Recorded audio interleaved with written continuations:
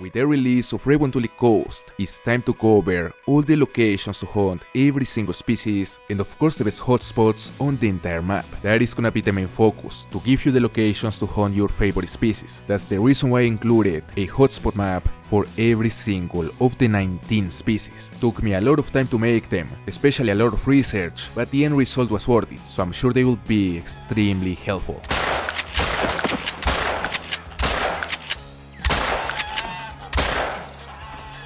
That's a big boy. That is a diamond potential Eurasian teal. A gorgeous looking dog.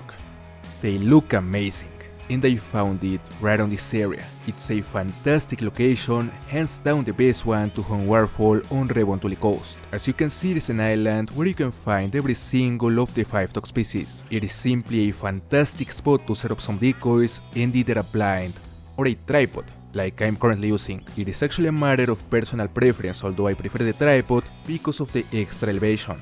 Okay, so let's shoot this diamond potential. Might be our first diamond on Revontuli Coast. Alright, they got too close. And that's it. I might have the tripod a bit too close to the shore, because the same thing has happened in other occasions, although it ain't that common. It's kinda rare. So let's see. It is a diamond, 355.7. In my opinion, the most beautiful dog species. It looks amazing. And well, with this, I'm start building a beautiful waterfowl trophy lodge. And this single location might be enough to fill a full lodge. It is simply the best location to hunt all of the 5 dog species, including mallard, Goldeneye, tufted dog, Eurasian teal, and Eurasian widgeon. You can easily get to this island by using any of the 2 wire crossings. It's really easy to get there and set up the blinds and decoys. It's simply an amazing spot where it's only possible to find waterfowl, and not even geese, only dogs. I mean, I tried to hunt geese there, also with decoys and collars, but they never came to the island, so it's only possible to find dogs on this location. The next spot is really close to the island, but in this case it ain't only a good region to find dogs, because it is also fantastic to hunt willow ptarmigan and raccoon dogs, and it's also quite decent to hunt Canada goose and greylag goose.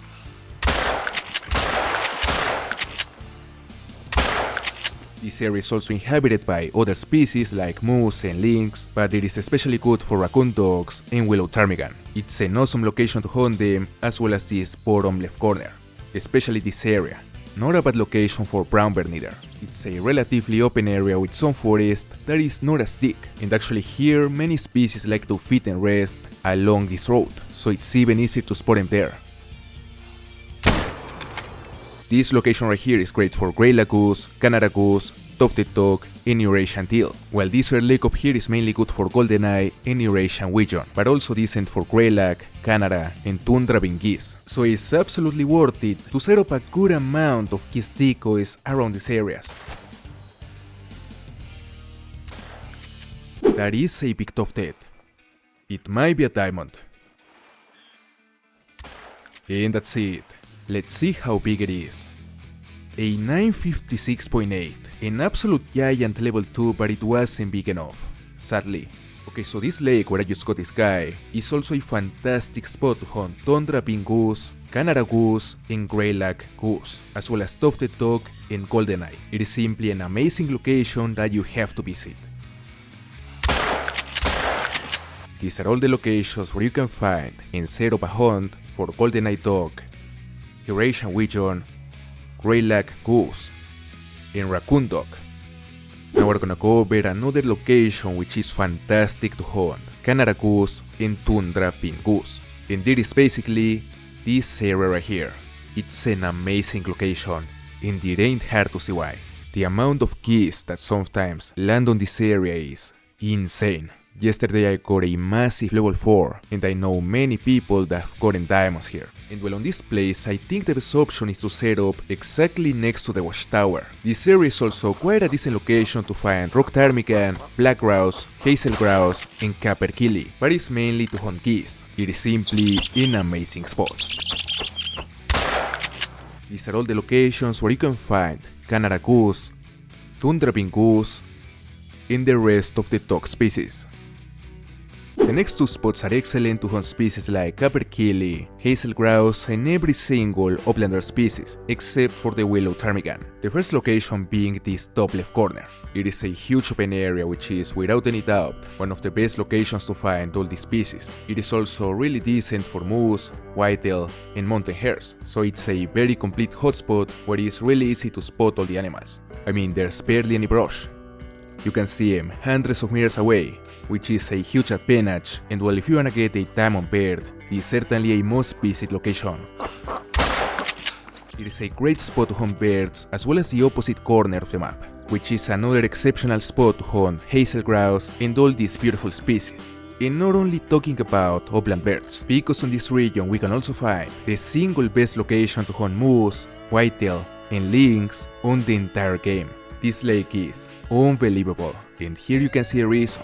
It is loaded. And actually earlier today, I spotted something really interesting. Certainly something that I think deserves to be killed with a recurve. So here we go. We're gonna place a tripod right next to the drink zone, and then I'ma change the time, get on the tripod, and wait for him to come. It shouldn't be too hard to get him in range to use a recurve. By get him in range, I mean something like 20 meters. Okay, so I already reset the time, and we're back on the tripod. And not even 10 minutes waiting, and I already spotted our guy coming in. Right there. A level 9 Eurasian lynx, which is probably gonna be our second diamond on Revontuli Coast. Although I gotta say that it doesn't have the most promising estimate. Luckily, troll lynxes are not the most common, but they are not rare neither, so there is certainly a chance it ain't big enough, especially with that estimate. Anyway, lynxes are present in pretty much the whole map. They inhabit every single location, every single region, but I found that the top of the map is generally really good to hunt them, and especially the top right corner. It is fantastic for the cats, as well as for moose, Capercaillie, brown bear, hazel grouse, tundra beans, whitetail of course. Actually, apart from the lynx, there are quite a few species that also inhabit the whole map, which is the case of moose, brown bear, Canada goose, and I think mountain hares.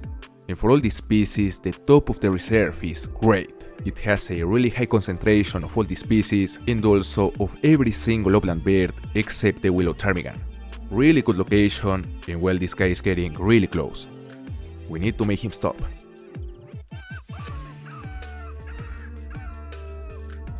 Alright, we needed a better angle, that's why I used the collar, and now he is pretty much at range. Okay. If he can get just a bit closer, it'll be good. And we need him perfectly broadside, because these 350 grain arrows are really bad. They lack penetration and they are really inaccurate. Okay, this seems to be our chance. He's below 20 and he's perfectly broadside. Here we go. And that's it. We got the viral.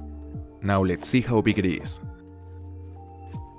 It's a diamond, 28.2. Officially my second diamond on Revontuli, and quite a nice diamond, an Eurasian lynx. Such a fantastic trophy. And now it's time to conclude this Revontuli Coast guide, so I'ma leave you the rest of the hotspot maps, which I really think are gonna help a lot.